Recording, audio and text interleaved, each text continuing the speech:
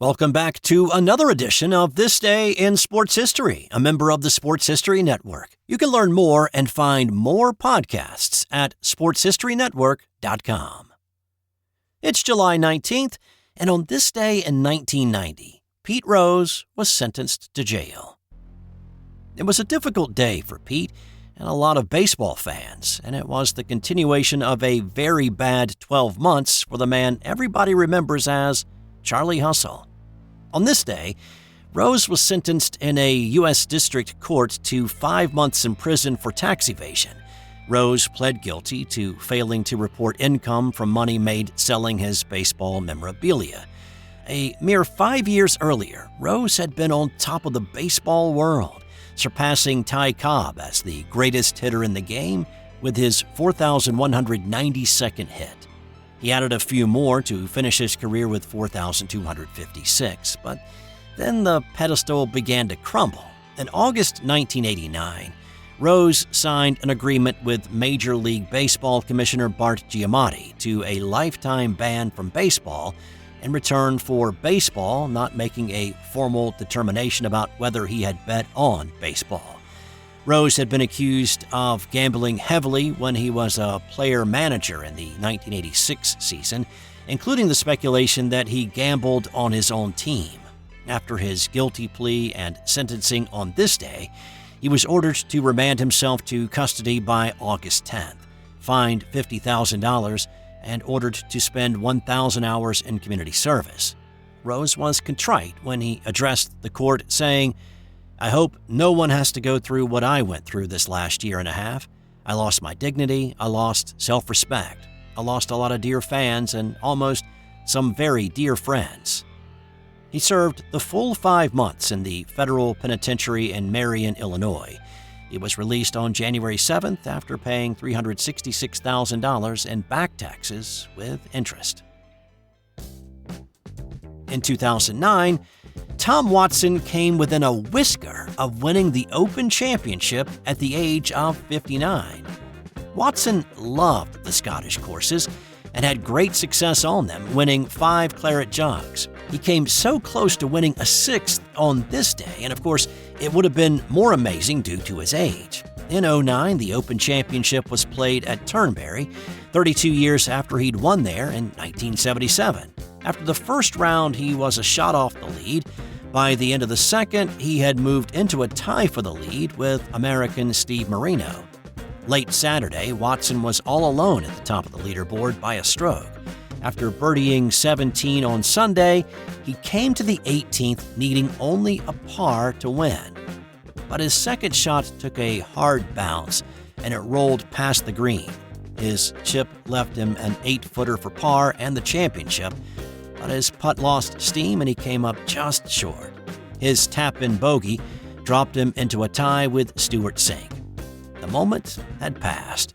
Watson could not right the ship, and Sink sailed to a 6-shot win in the 4-hole aggregate Open Championship-style playoff. Watson became the oldest to lead after 3 rounds in a major championship, but a win would have made him the oldest to ever win a major golf title that likely would never have been broken.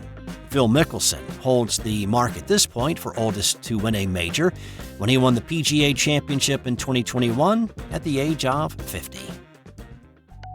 In 1946, could a ventriloquist in the stands, without the dummy apparently, have been the cause for a wild scene at Fenway Park?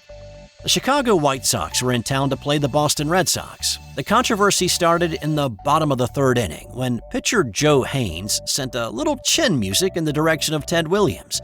Home plate umpire Red Jones issued a warning to Haynes. The White Sox dugout thought that was a bit of an overreaction, and several voices expressed displeasure. One voice was apparently louder than all the others, though, and Red Jones took action against who he thought the offending party was and ejected reserve outfielder Ralph Hodgen, known to be a very quiet man, typically. Well, apparently the same voice kept on chirping. Jones had tossed the wrong man. But not to be a man of contrition, he tossed 3 additional White Sox players. Other players started yapping, at which point Jones ejected the entire bench to rid the dugout of the heckler. And yet, the yelling at the ump continued, with some name-calling thrown in. When Jones was called a meathead by someone in the direction of the White Sox dugout, the mystery continued. In total, Jones had tossed 14 players and coaches, and still had not rid the park of the heckler. It was the most ejections in a single game in Major League history. So, who was the offending person? White Sox players later revealed that the voice was that of Coach Mule Haas. He had positioned himself behind a long coat in the dugout and continued to shout at the umpire, unseen apparently. And on this day in 2009, 18-year-old Formula 2 driver Henry Surtees died during a race at Brands Hatch Racing Circuit in England. The randomness of Surtees' death is really hard to fathom, but it did lead to improvements in driver safety. Jack Clark was about 10 spots in front of Surtees on the racetrack when he went off the track and he hit a barrier. The impact with the barrier popped his rear wing and his left rear tire.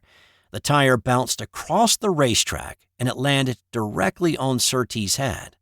Surtees was knocked unconscious from the impact. The video looks innocuous enough, but you can tell something is wrong when Surtees made no effort to turn his car in the next corner, and when he came to rest, his foot was stuck to the accelerator.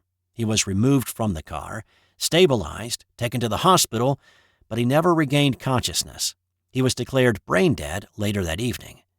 His death was attributed to the 64-pound wheel assembly impacting his head.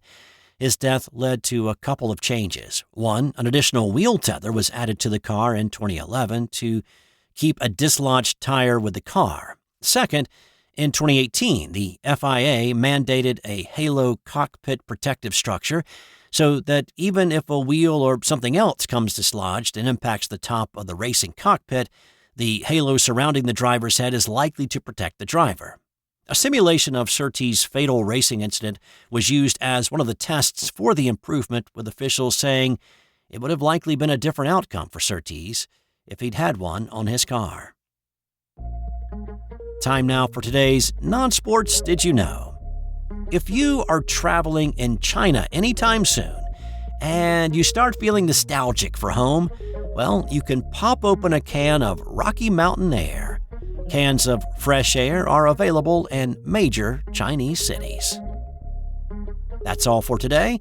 And hey, it's been a few days since I've put out the plea for a rating and review on Apple Podcasts. If you've got a spare moment, go ahead, write a few nice words about how much you're really digging this podcast. You'll feel good about yourself. And, I will greatly appreciate it too. I hope you have a super day, and I'll be back tomorrow with more great stuff on This Day in Sports History.